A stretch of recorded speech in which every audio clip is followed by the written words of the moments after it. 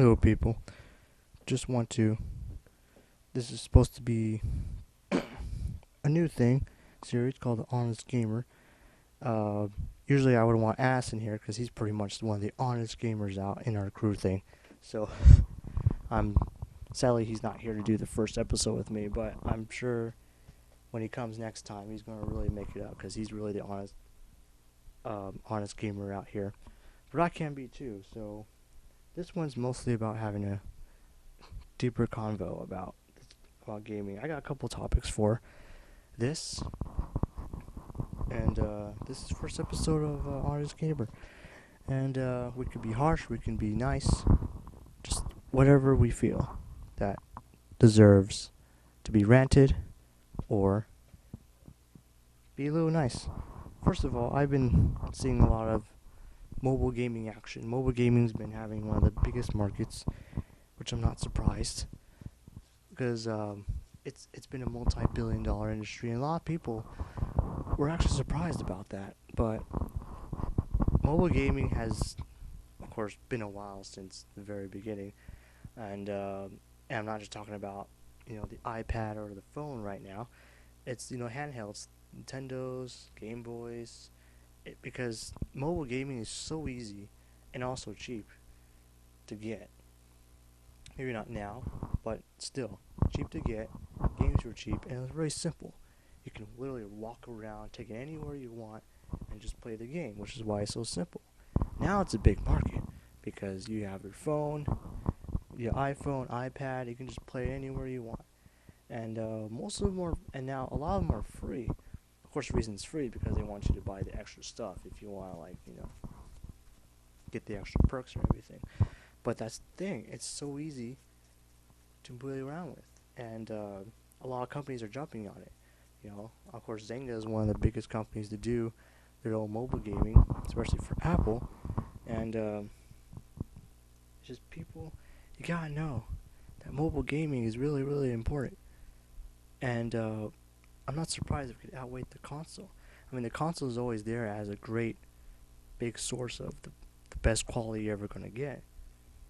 Mobile gaming has always been one of the biggest things in the world, and multi-billion-dollar industry part where everyone would start at the mobile gaming scene and then move their way up. But the problem is that some people were thinking that why why is mobile gaming so great, or why are we having a discussion about it? Because people are now afraid.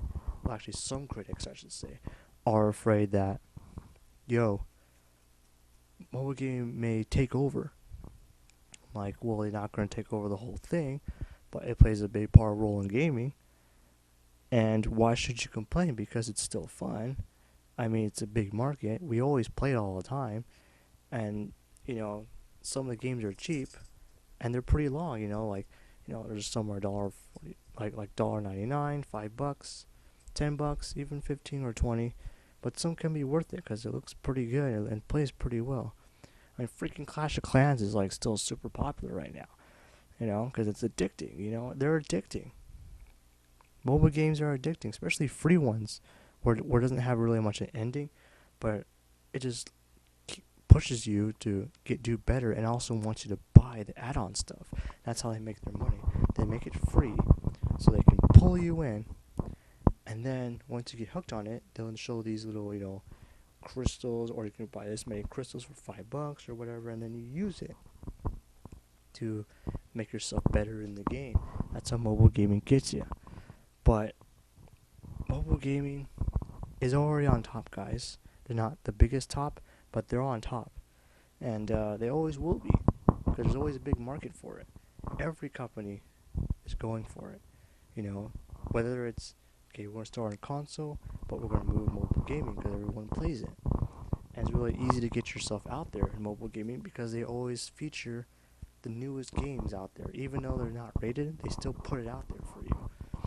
So, mobile gaming is big, guys. It's not going to change the whole world if mobile gaming is stronger. It's just good for everybody, It's fun to occupy your time, because, hey, without mobile gaming, we'll pretty much just have to wait till we get home to play our console. Mobile gaming helps us to continue our fix in games, so then we don't have to be so eager to get back home to play our Xboxes. So mobile gaming all the way, all the way.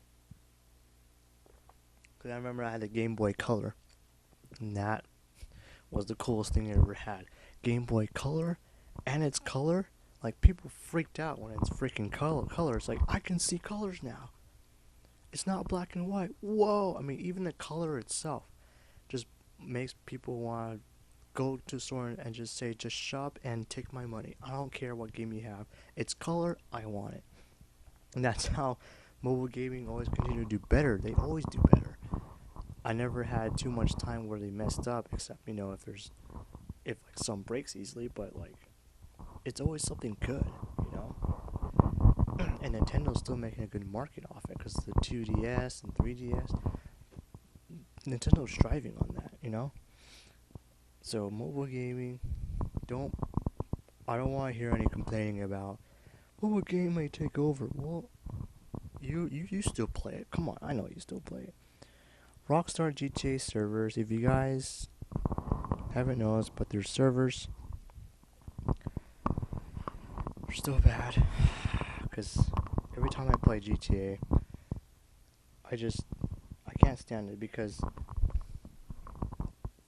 I know you have Xbox One and PS4, but there's still a lot of 360 and PlayStation 4 people out there. Why can't you just go back real quick and fix that real quick? Fix the 360 and the PlayStation 3. Why can't you just do that? That will make it easier and better for all of us. I know people are switching to the 1 and 4, but there's still a lot of people playing the old gen. I just can't take being lagged out every time I play online. I can't take it. I can't take it. Me and Kaiser can't take it. Because that's how I stopped playing, because the servers are bad. And I don't want to switch right now to the newer generation because I have other games to play. I mean, I just have too many games to play, and I don't want to spend time sitting on the couch waiting for at least to get in the game, and I get lagged out. If you fix the 360 and PS4, everyone will be happy because a lot of people are pissed right now, especially me. Help out the last gen. Okay? Because we noticed that not our 360 style has been updated. And I don't want you to completely give up the last gen. Fix it up a bit. I mean, we have 5 different friends who have the same thing. I thought my internet was bad. Everyone else is having the same problem. Go back and please bring this 360 and PS3 hope again. Xbox One and PS4 are doing fine right now. And also PC because everyone picks PC. But still, now you have time to go back to the 360 and PS3 and just fix the problem. That's it. One more thing. I can finally give a Dragon Age Inquisition review. It is a great game. The story is good, better than Dragon Age 2. I like the way you can open world now in Dragon Age Inquisition.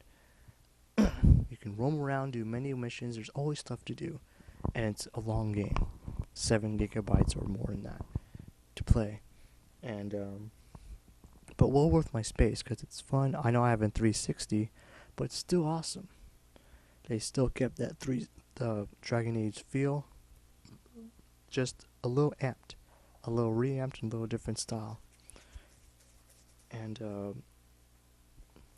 they're going for the Mass Effect, conversation, which of course, because it's BioWare, which is still good for me because I still like that. I like them doing that to the Dragon Age, so you have more conversation.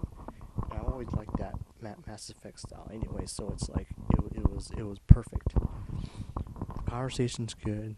Characters that you like. Varric is freaking awesome with his bow named Bianca. That's so awesome. It's the coolest bow ever. And of course the dark spawn style. The enemies are, I mean, the game is tough. It's hard, but I like it because it's challenging. Dragon Age is still challenging. It makes you think. It makes you strategize. And, and I like how you can do the strategy mode. Like before you go into battle, they show the up view of you, and then you get to pick the strategy of like, okay, you can move Varric here or put Cassandra there. You can strategize before you do it, which is cool because the game's already hard, so you kind of need time to think about it a little more. You need time to just, okay, hold on a second. Before we go, I must think. I must strategize. I can't go crazy, guns blazing, because Dragon Age doesn't let you do that really. You have to kind of be careful unless you upgrade. Of course, the one fault I would say, again, I mean, not again, but the one fault I have with it is that leveling up takes forever. It takes forever, but because it's a long game anyway, so I guess that's probably why, but still. But the upgrades part is a little simplistic than like, you know, the first Dragon Age. It's very simplistic. I couldn't figure out how you really upgrade your, you know, your stats itself, like the strength and dexterity. But you can, of course, the pyramid style of, you know, your abilities is simpler. It's a very simpler upgrade. Inventory system is still simple.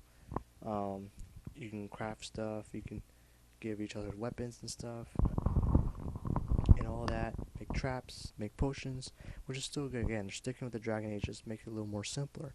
And I do kind of like that. Dragon Age does deserve Game of the Year last year, and it won, and I can see why, because it's great. It's beautiful. The art is great. The characters are good. You know, the the customizations is good enough, and I like that too. Again, it's like the Mass Effect style, you know. It's still good enough. I like the game. You should buy it if you haven't bought it yet. Um, go get the game. The game is cool. Dragon Age Inquisition, a very awesome game. And that is my honest review, and that is my honest statement. Thank you for watching.